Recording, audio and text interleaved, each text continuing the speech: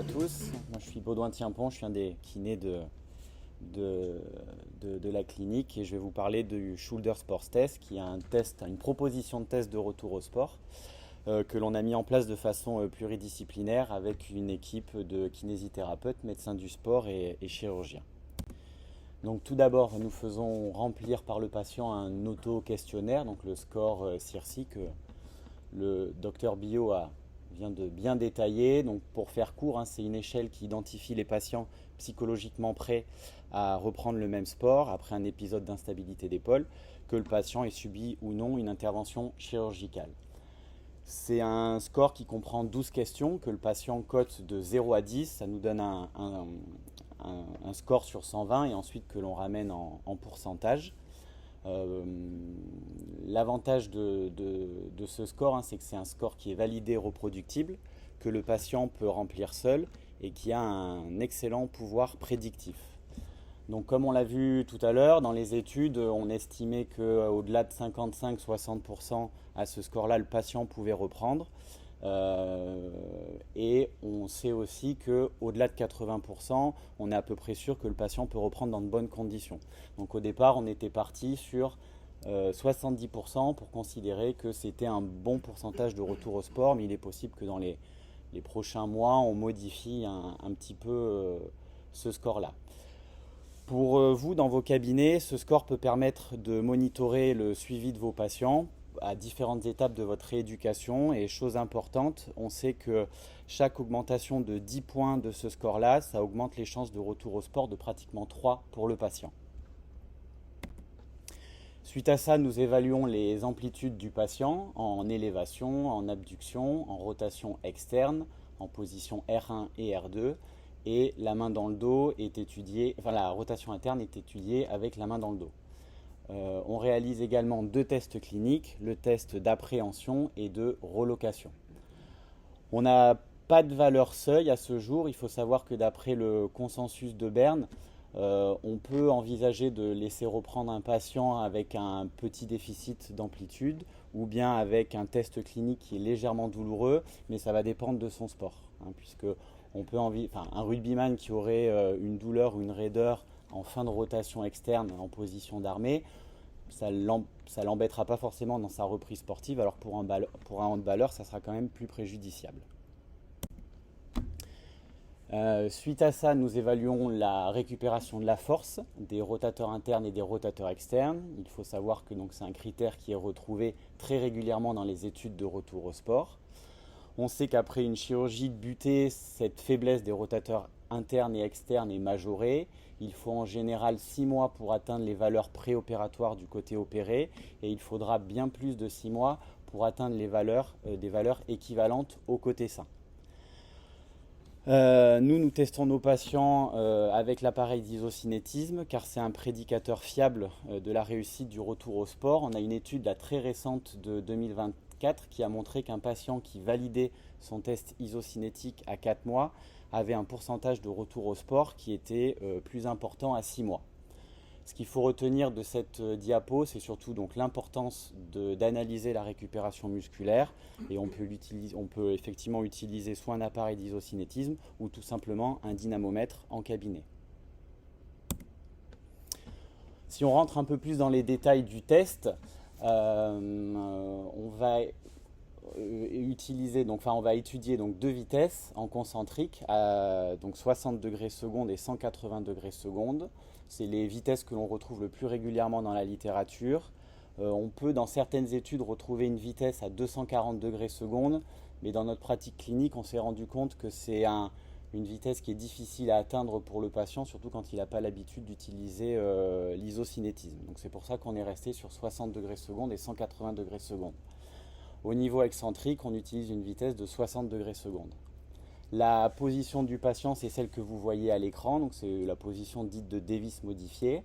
Et l'amplitude totale du mouvement testé est de 90 degrés, c'est-à-dire qu'on va aller analyser l'amplitude de 45 degrés de rotation externe jusqu'à 45 degrés de rotation interne. Pour illustrer un petit peu mes propos, voilà un exemple. Donc ça, c'est une vitesse de 60 degrés secondes.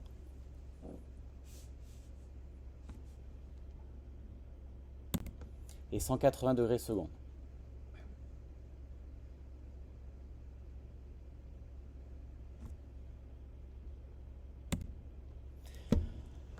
Suite à ça, donc les données du test vont nous permettre de comparer le côté opéré du côté sain.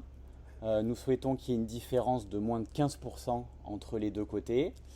Et on va pouvoir, ça va nous permettre aussi de sortir des ratios. Donc les ratios conventionnels, c'est les rotateurs externes et sur les rotateurs internes en concentrique. Les valeurs moyennes que l'on retrouve dans la littérature, c'est entre 0,65 et 0,75. On sait à ce jour qu'un ratio faible peut être associé à un risque majoré de blessure de l'épaule.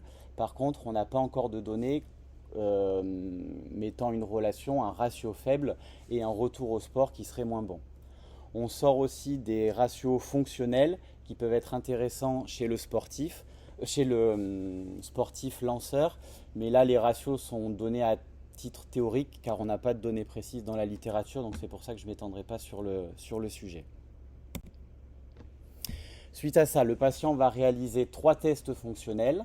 Donc le Y balance, le Upper Limb Rotation Test et le CK-CUS Test. Pourquoi on a choisi ces tests-là? C'est car c'est des tests que l'on retrouve très régulièrement dans la littérature et on a de la donnée, on a un petit peu de biblio dessus.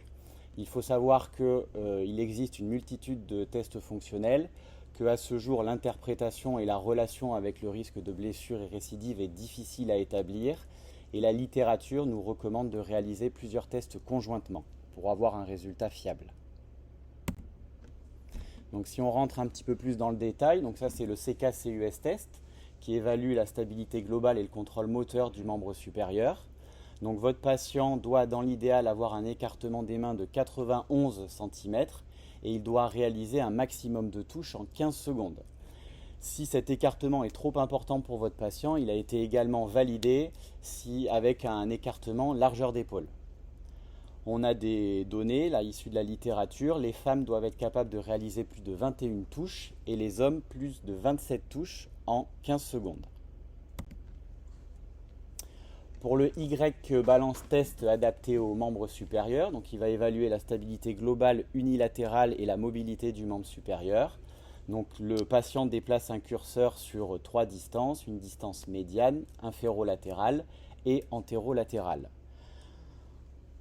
On va comparer toujours pareil, côté opéré et côté sain, et on souhaite qu'il y ait une différence de moins de 10% entre les deux côtés. Et enfin, sur le Upper Limb Rotation Test, c'est un test qui évalue la stabilité et le contrôle moteur du membre supérieur. Ce qui était intéressant dans ce test-là, c'est qu'il place l'épaule dans une position un petit peu plus complexe et un peu plus délicate par rapport aux 2 tests précédents. Et le patient doit réaliser un maximum de touches en 15 secondes. Toujours pareil, on compare le côté opéré du côté sain et on souhaite qu'il y ait une différence qui soit inférieure à 10%. Comme je vous disais tout à l'heure, il existe un grand nombre de tests fonctionnels avec des objectifs différents. Je vous en ai listé certains. Vous avez la possibilité d'évaluer la puissance de votre membre supérieur en chaîne cinétique ouverte avec tout ce qui va être lancé de ballon, soit 2 bras, soit un bras pour comparer le côté opéré et le côté sain.